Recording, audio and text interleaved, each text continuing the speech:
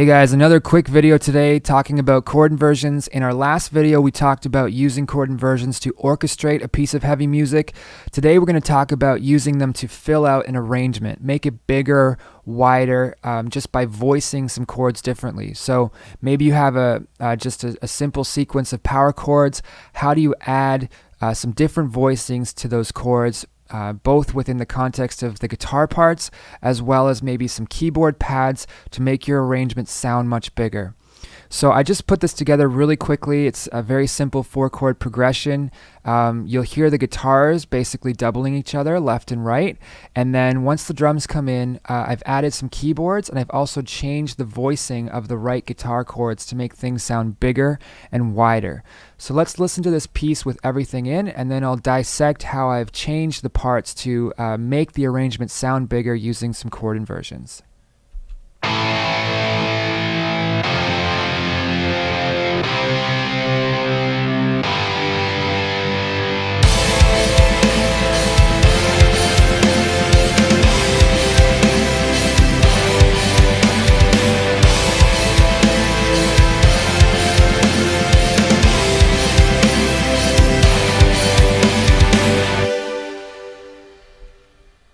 Okay, so it might be difficult to pick out exactly what's going on once everything's in, so I will solo the guitars for you. You should hear that they're basically just doubling each other, playing very simple power chords, and then I will also solo the right guitar once everything's in, so you can hear the difference in the voicing on the right guitar, and then I'll explain to you how those notes are being rearranged for those chords to make things sound bigger.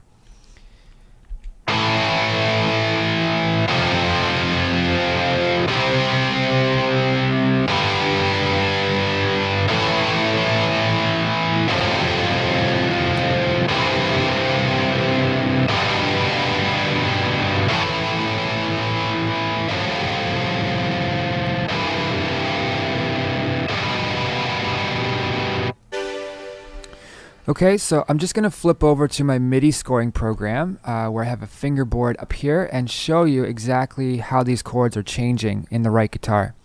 So the first chord we're playing, and I've got a baritone guitar drop tune, so we're in drop A tuning, which just helps to keep things simple. Everything is white notes of the piano, no sharps or flats.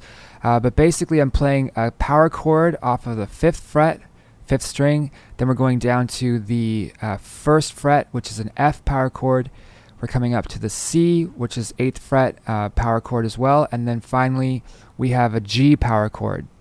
So as I said, you know, the first segment of that track, the left and right guitars are playing the same thing. They're playing exactly the same thing, just a simple power chord here. The right guitar, however, then switches and it starts playing these different voicings of the same chords. So the first chord we have, which is this A power chord, we're still playing an A, but instead we're voicing an inverted 5th underneath that root A. So the same note E is being played lower here on 7th fret above where that A was on the fretboard. The next chord we have in sequence is this F chord, but again, instead of playing the F and then the 5th, which is the C, and then an octave, we're actually playing the C, the 5th, at the very bottom. We're putting a 3rd in between, which for this chord is the A, and then we're grabbing the root or the F way up at the top. And that's a pretty big stretch on a guitar, but if you've got spider-like fingers like me, you can probably try this, and it feels a bit weird, but it sounds really cool. And then second last here, we've got the C chord, which is being played down an octave from where it was originally, okay? And again, instead of just playing a straight C power chord from C to G to C, we're actually moving that top note up to the 3rd above the octave. So again, it's a bit of a big stretch, but sounds really cool. And then the last chord we have here is again an inversion of the G. So we've taken the G and the D, which is the 1 and the 5, and instead of just playing the octave, we've gone and taken the third of this chord, which is the B, and played it underneath the G.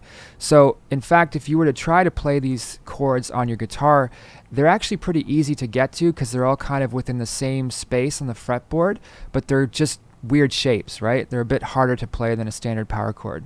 So I will include this MIDI file as part of the as part of the description below this video, so you can review it if this isn't quite making sense. The other thing I'll just go over really quickly is the pad section here, the keyboards. So the keyboards are really just playing an extension of all these chords up in a higher register. And I won't spend too much time talking about the way that these chords are voiced. You can see that in the MIDI file yourself.